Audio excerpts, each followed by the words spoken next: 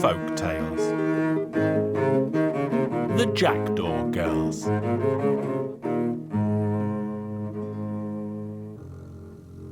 Once there lived a mother who had 12 daughters.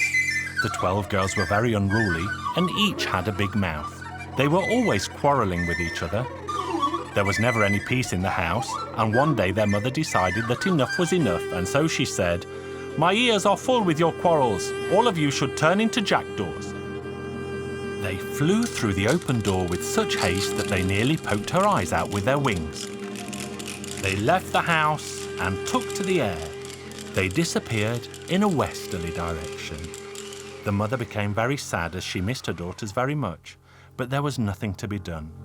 Then she discovered that she was expecting a baby, and when the time arrived, she gave birth to a healthy baby boy. When the boy became a little older, he began to ask his mother, "Mother, have I never had a sister or a brother?" And his mother replied, "I have never had any other child except for you, my boy." But later on, the boy heard the talk in the village that he used to have 12 sisters who turned into jackdaws and flew away forever.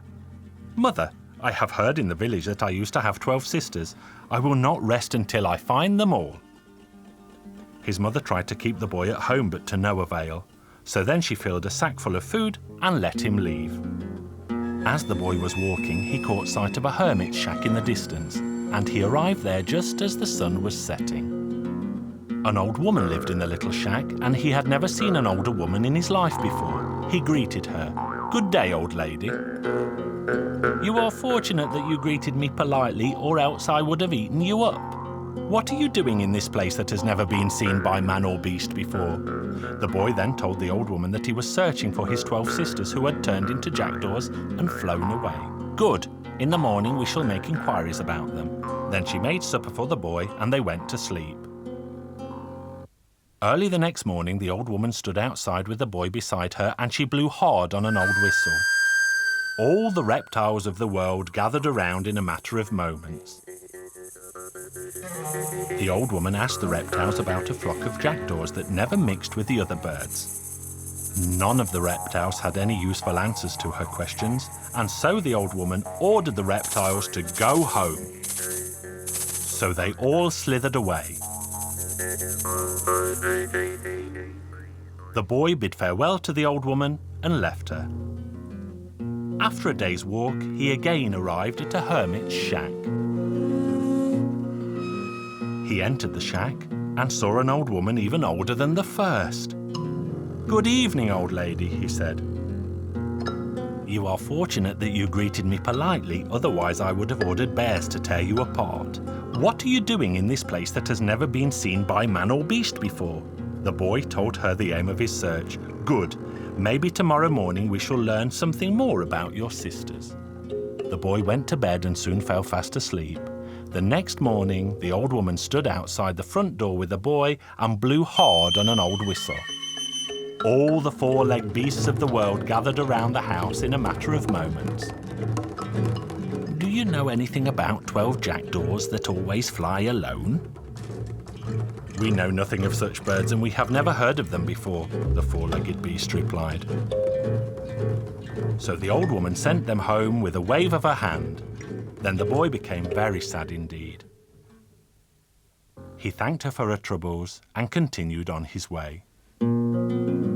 As he was walking, he spotted a third hermit's shack atop a huge rock, and he arrived there as the sun was setting. He walked into the shack and saw that this woman was even older than the two before her. "Good evening, old lady." "You are fortunate that you greeted me so politely, or else I would have had eagles tear you to shreds. What are you doing in this place that has never been seen by man or beast before?" So the boy told her the story of his journey. "Don't be sad, my child. I am sure that tomorrow we shall hear something about your sisters." Then she made the boy something to eat and made his bed. As soon as the sun came up, the two of them stood at the front door and the old woman blew hard on a whistle. All the winged creatures of the world gathered around the house in a blink of an eye. The old woman inspected the birds and then said angrily, "Someone is missing." Soon a raven arrived and one of its wings was bleeding. As soon as I heard your whistle, I began to fly here, but while I was flying, I saw a tall red tower. Tower was so tall that it stuck up through the clouds. And the noise the jackdaws made in that tower was worse than anything I had ever heard before, so I decided to rest a while and listen for myself. People passing by made mention of 12 jackdaws. They said that they had been living there for some years now and never let anyone go near them. But as I was eavesdropping, a hunter came along and shot a bullet into one of my wings. That is why I was late to arrive. Yours was the story we needed. You other birds can go now. So now you know where to go. Your efforts will not be in vain. When you arrive outside the tall red tower, lay these bones down on the ground and think of me.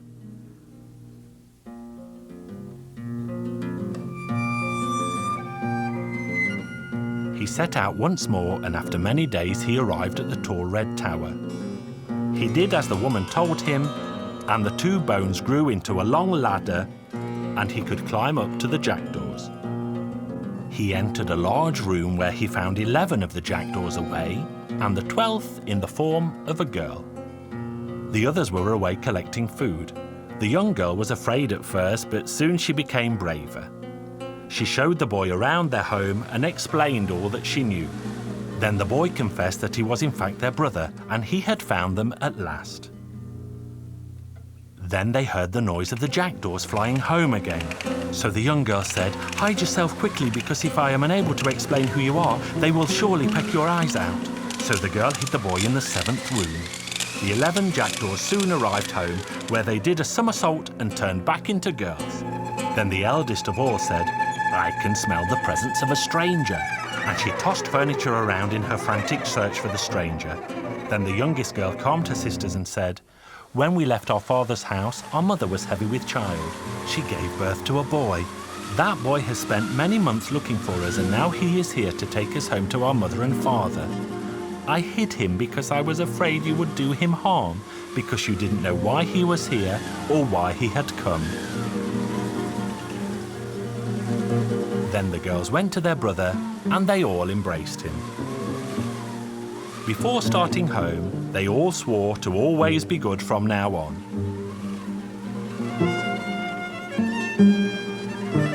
They climbed down the ladder, and the boy led them home.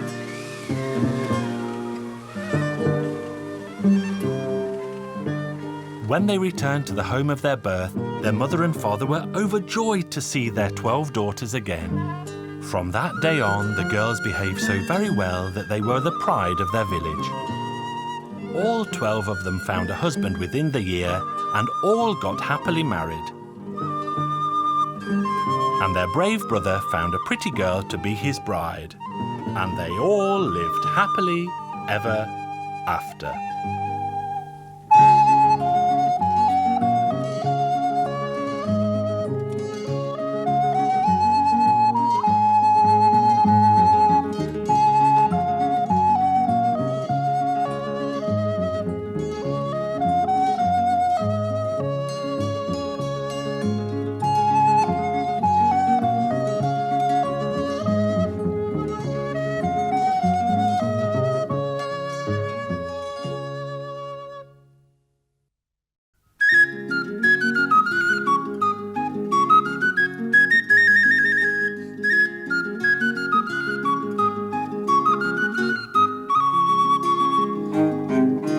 Hungarian Folk Tales. The Astronomer, the Thief, the Huntsman, and the Tailor. Once upon a time there lived a poor man. And the poor man had 4 sons. But the poor man was so poor that he had no money to keep his sons. One day the poor man said, "The time has come for you to leave home and seek your fortunes. You should all go and learn a trade." So the 4 sons set off into the wide world. The sons soon came to a crossroads that branched off into 4 different directions. So the sons agreed to part company and all meet back at the crossroads in a year and a day.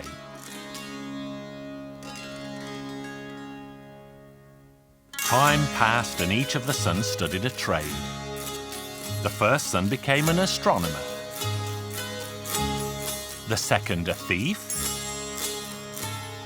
the third was a huntsman, and the youngest a tailor.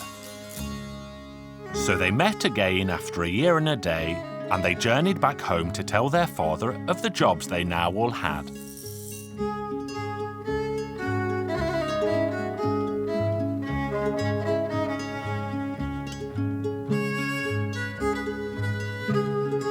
Well done, sons. I believe you all, but I still would like to see proof of the new trades you practice. You, my son, the astronomer, what do you see on top of that tree? I see a nest with 5 eggs, and a golden bird is sitting on them. You, my son, the thief, if that is indeed your trade, go now to the nest and steal the eggs from under the golden bird without ruffling a feather on its head.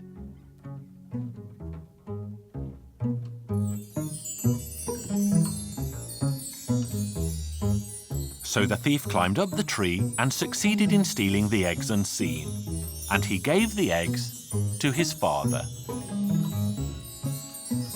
The old man put the eggs on the table.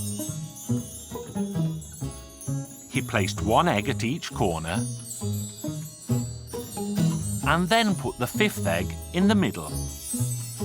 You, my son, the huntsman, if that is indeed your trade, shoot each egg with 1 shot and split them in 2. So the huntsman shot and hit all 5 eggs in turn. Well done, son. You are a master of your craft. You, 4th son, the tailor, if that is indeed your trade, stitch all 5 eggs back together so that the chicks inside each survive.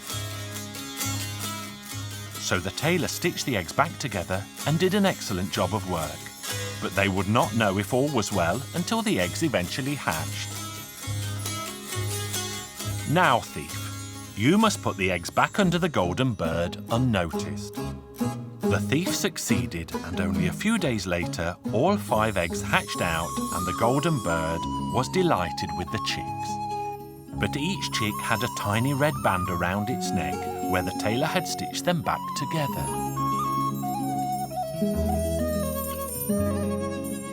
Now, my sons, you have proven your trades to me, but now you must prove them to the wide world. News soon came that the princess was lost, so the astronomer's son took out his spyglass and saw the pretty girl sitting on a rocky island in the middle of a vast ocean.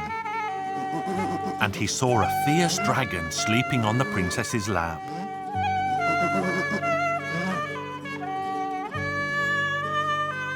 So the astronomer's son went directly to the king and requested a boat to rescue his royal daughter.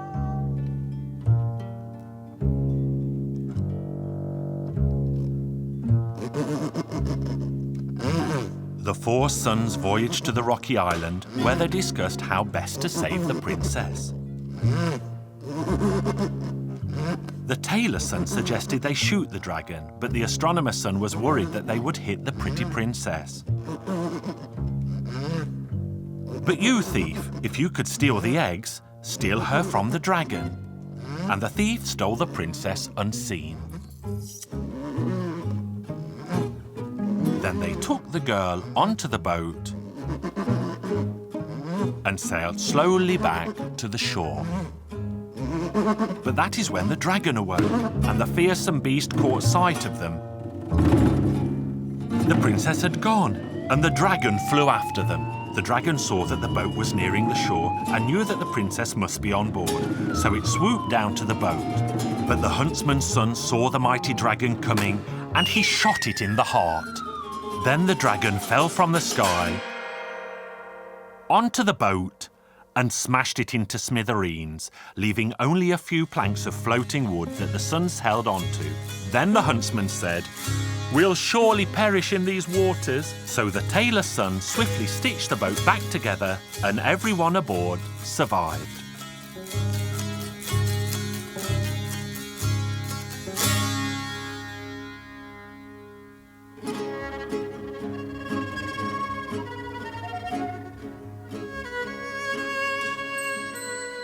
The old king was a very happy man when he saw his daughter again, and he asked the 4 young men, "Which one of you deserves my daughter's hand?"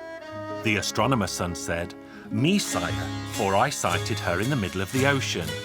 The thief said, "Me, sire, for I stole her quietly away." "Seeing her was not enough, brother, if you weren't brave enough to go and get her."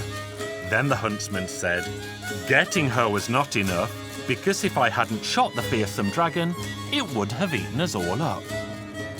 Then the tailor said, "Only I deserve the princess, sire, because if I hadn't stitched the boat back together, we would have all surely drowned." And the brothers began to fight. So the old king said, "I cannot grant my daughter's hand to all 4 of you, and so instead I shall grant you each a portion of my kingdom. Will that suffice? Because the princess is very pretty, but living in peace is better still."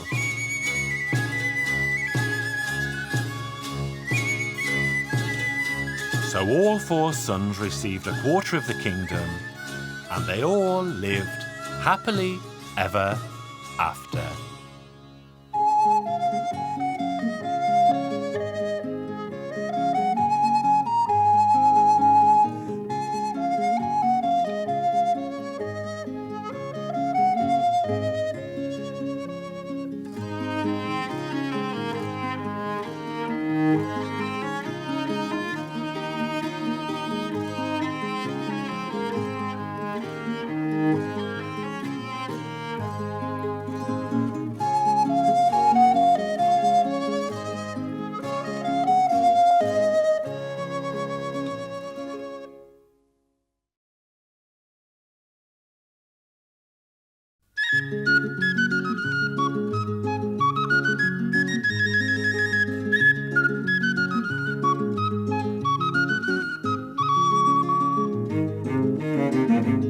Hungarian Folk Tales. First the dance, then the feast. Once upon a time there lived a poor man. He had even more children than a sieve has holes, and he owned nothing more than a small house. But then the poor man was forced to move out of his home because his landlord wanted so much corn in payment for his rent that he had to leave. And so the poor man decided to hide.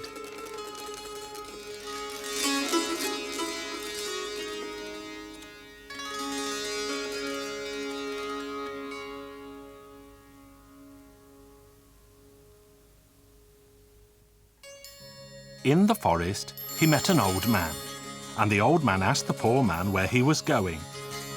The poor man told him about his landlord's cruelty.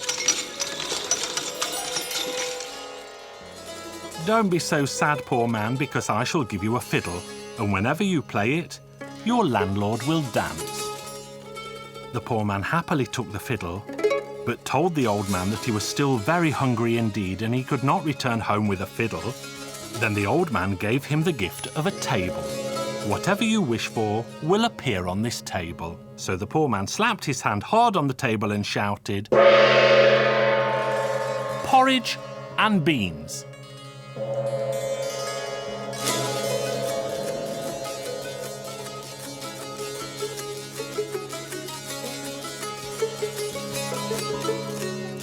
And when the poor man's belly was full, he set off to go home.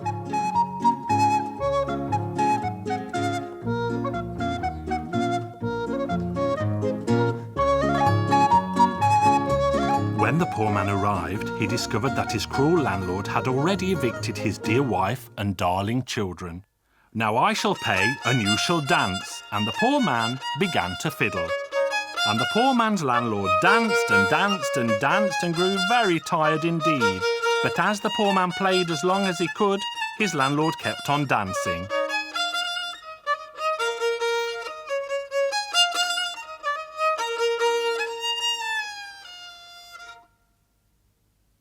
When the poor man took a rest, the landlord ran back to the mayor's office to report that he wouldn't stop fiddling. But the poor man followed the landlord back to the office and began to fiddle again. "Dance, landlord, dance!" Then the landlord danced into the office and shouted, The men in the office soon grew bored with the poor man's fiddling and they ordered him to leave at once. "Now you should dance too," the poor man commanded, and everyone in the mayor's office began to dance around. They put down their pens and danced a merry jig together.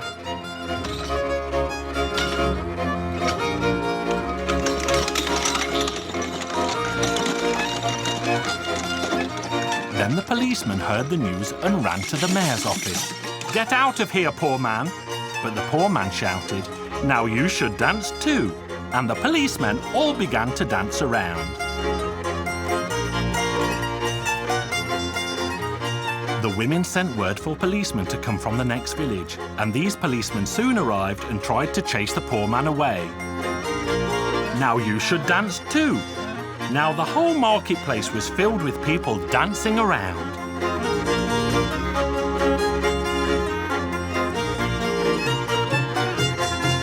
Then the soldiers marched up and the poor man said, "Now you should dance too, as best you can."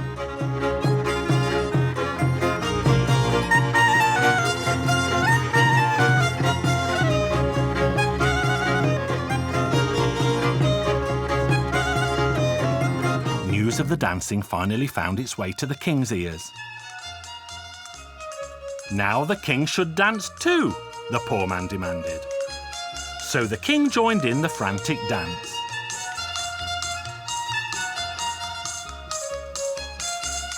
The queen of the kingdom contacted the king from the neighbouring land, and this king arrived with his army, and the country was soon filled with his foreign soldiers.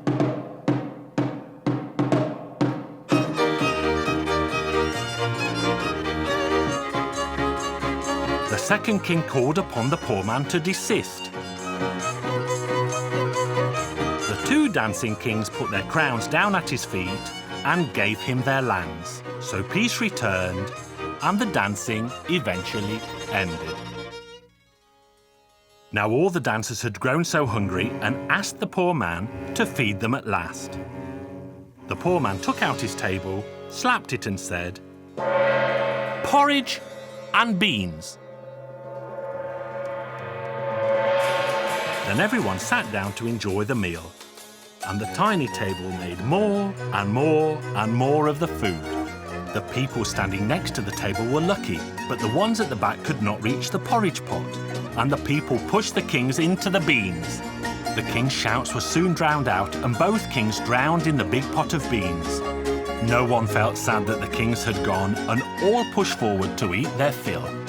Everyone ate and ate till all was gone, and they all had a splendid time indeed.